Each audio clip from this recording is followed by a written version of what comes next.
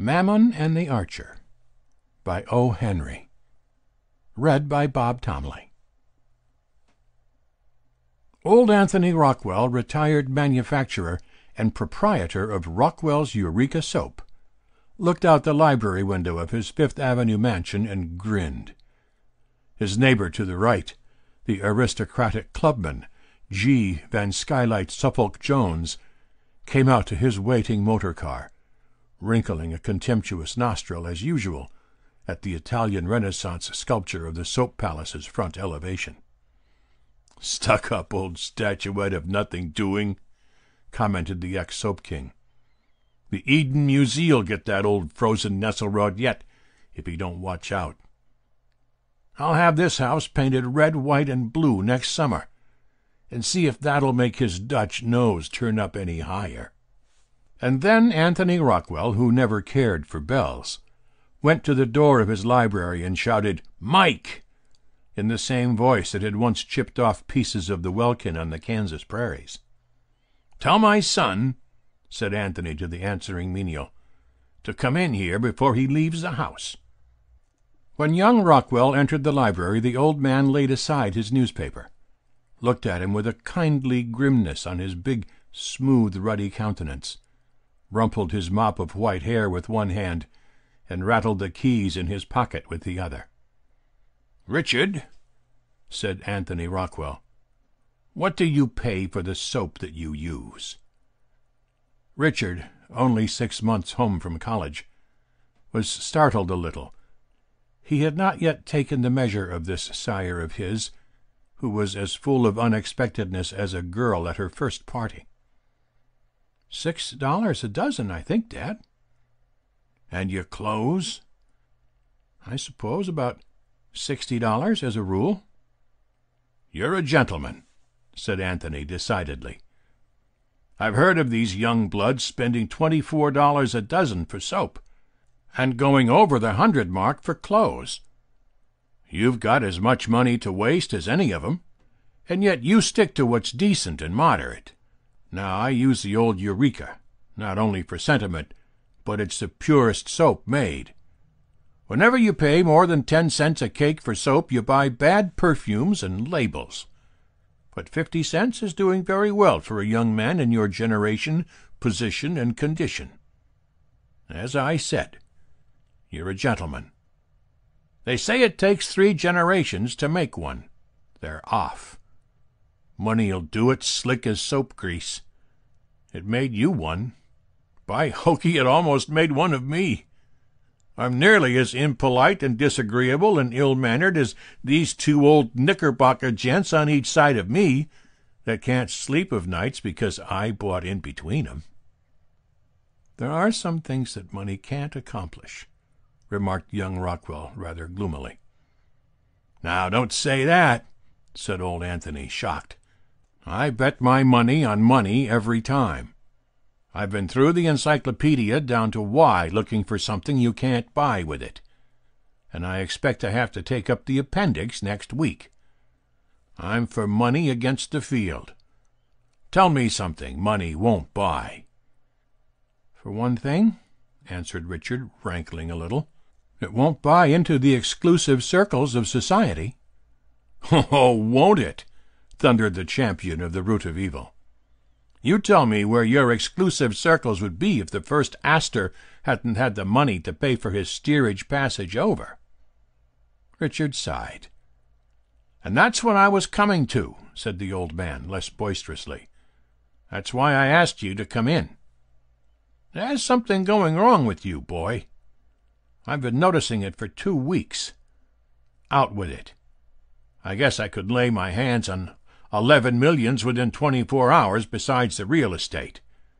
If it's your liver, there's the Rambler down in the bay, cold and ready to steam down to the Bahamas in 2 days. "Not a bad guess, Dad. You haven't missed it far." "Ah," said Anthony keenly. "What's her name?" Richard began to walk up and down the library floor. There was enough comradeship and sympathy in this crude old father of his to draw his confidence. "Why don't you ask her?" demanded old Anthony. She'll jump at you. You've got the money and the looks, and you're a decent boy. Your hands are clean. You've got no Eureka soap on 'em. You've been to college, but she'll overlook that." "I haven't had a chance," said Richard. "Make one. Take her for a walk in the park, or a straw ride, or walk home with her from church. Chance? Psh! You don't know the social mill, Dad. She's part of the stream that turns it. Every hour and minute of her time is arranged for days in advance. I must have that girl, Dad, or this town is a blackjack swamp forevermore. And I can't write it. I can't do that." "Tut!" said the old man. "Do you mean to tell me that with all the money I've got, you can't get an hour or two of a girl's time for yourself?" "I've put it off too late. She's going to sail for Europe at noon, day after tomorrow, for a 2-year stay. I'm to see her alone tomorrow evening for a few minutes. She's at the Larchmont now at her aunt's. I can't go there, but I'm allowed to meet her with a cab at the Grand Central Station tomorrow evening at the 8:30 train. We drive down Broadway to Wallach's at a gallop, where her mother and a box party will be waiting for us in the lobby.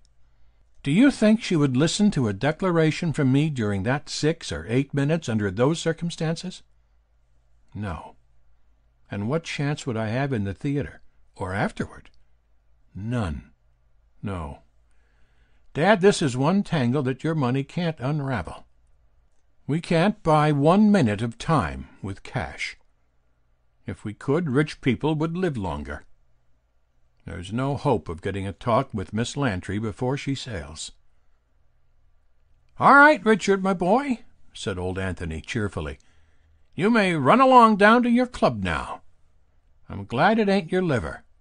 But don't forget to burn a few punk sticks in the joss house to the great god Mazuma from time to time. You say money won't buy time? Well, of course, you can't order eternity wrapped up and delivered at your residence for a price.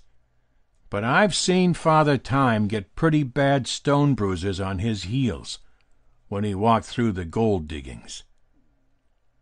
That night came Aunt Ellen, gentle, sentimental, wrinkled, sighing, oppressed by wealth, in to Brother Anthony at his evening paper, and began discourse on the subject of lovers' woes. "He told me all about it," said Brother Anthony, yawning. "I told him my bank account was at his service, and then he began to knock money. Said money couldn't help. Said the rules of society couldn't be bucked for a yard by a team of 10 millionaires. "Oh, Anthony," sighed Aunt Ellen, "I wish you would not think so much of money. Wealth is nothing where a true affection is concerned. Love is all-powerful. If he only had spoken earlier, she could not have refused our Richard. But now I fear it is too late. He will have no opportunity to address her. All your gold cannot bring happiness to your son." At 8 o'clock the next evening Aunt Ellen took a quaint old gold ring from a moth-eaten case and gave it to Richard. "Wear it tonight, nephew," she begged. "Your mother gave it to me. Good luck in love, she said it brought. She asked me to give it to you when you had found the one you loved." Young Rockwell took the ring reverently and tried it on his smallest finger. It slipped as far as the second joint and stopped. He took it off and stuffed it into his vest pocket, after the manner of man. And then he phoned for his cab. At the station he captured Miss Lantry out of the gadding mob at 8:32.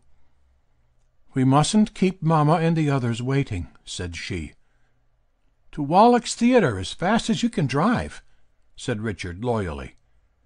They whirled up 42nd to Broadway, and then down the white-starred lane that leads from soft meadows of sunset to the rocky hills of morning. At 34th Street young Richard quickly thrust up the trap and ordered the cabman to stop. "I've dropped a ring," he apologized as he climbed out. "It was my mother's, and I'd hate to lose it. I won't detain you a minute. I saw where it fell." In less than a minute he was back in the cab with the ring. But within that minute, a crosstown car had stopped directly in front of the cab. The cabman tried to pass to the left, but a heavy express wagon cut him off. He tried to the right and had to back away from a furniture van that had no business to be there. He tried to back out, but dropped his reins and swore dutifully. He was blockaded in a tangled mess of vehicles and horses.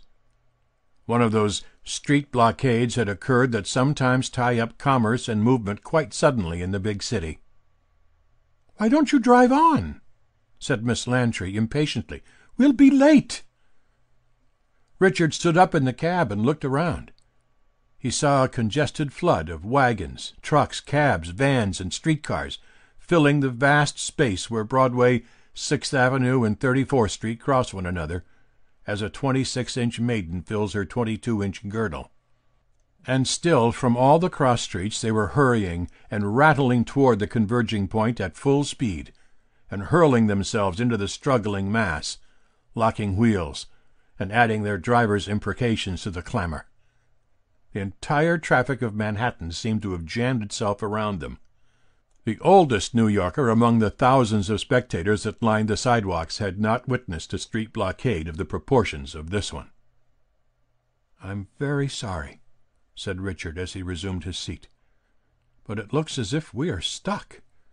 They won't get this jumble loosened up in an hour. It was my fault. If I hadn't dropped the ring, we—" "Let me see the ring," said Miss Lantry. "Now that it can't be helped, I don't care. I think theaters are stupid anyway." At 11 o'clock that night somebody tapped lightly on Anthony Rockwell's door. "Come in," shouted Anthony, who was in a red dressing-gown reading a book of piratical adventures. Somebody was Aunt Ellen, looking like a gray-haired angel that had been left on earth by mistake. "They're engaged, Anthony," she said softly. "She has promised to marry our Richard. On their way to the theater there was a street blockade, and it was 2 hours before their cab could get out of it. And oh, Brother Anthony, don't ever boast of the power of money again. A little emblem of true love, a little ring that symbolized unending and unmercenary affection, was the cause of our Richard finding his happiness. He dropped it in the street, and got out to recover it, and before they could continue, the blockade occurred. He spoke to his love and won her there while the cab was hemmed in. Money is dross compared with true love, Anthony." "All right," said old Anthony. "I'm glad the boy has got what he wanted. I told him I wouldn't spare any expense in the matter if—" "But, Brother Anthony, what good could your money have done?" "Sister," said Anthony Rockwell, "I've got my pirate in a devil of a scrape. His ship has just been scuttled, and he's too good a judge of the value of money to let it down. I wish you'd let me go on with this chapter. The story should end here. I wish it would as heartily as you who read it wish it did. But we must go to the bottom of the well for truth. The next day a person with red hands and a blue polka-dot necktie who called himself Kelly called at Anthony Rockwell's house and was at once received in the library. "Well," said Anthony, reaching for his checkbook, "it was a good billin' of soap. Let's see. You had $5,000 in cash." "I paid out 300 more of my own," said Kelly. "I had to go a little above the estimate. I got the express wagons and cabs mostly for $5, but the trucks and the 2-horse teams mostly raised me to 10. The motorman wanted 10, and some of the loaded teams $20. The cop struck me the hardest. $50 I paid too, and the rest $20 and $25. But didn't it work beautiful, Mr. Rockwell? I'm glad William A. Brady wasn't under that little outdoor vehicle mob scene. I wouldn't want William to break his heart with jealousy. And never a rehearsal, either. The boys was on time to the fraction of a second. It was 2 hours before a snake could get below Greeley's statue. $1,300. There you are, Kelly," said Anthony, tearing off a check. "Your 1,000 and the 300 you were out. You don't despise money, do you, Kelly?" "Me?" said Kelly. "I can lick the man that invented poverty." Anthony called Kelly when he was at the door. "You didn't notice," said he, "anywhere in the tie-up a kind of a fat boy without any clothes on shooting arrows around with a bow, did you?" "Why, no," said Kelly, mystified. "I didn't. If he was like you say, maybe the cops pinched him before I got there." "I thought the little rascal wouldn't be on hand," chuckled Anthony. "Goodbye, Kelly."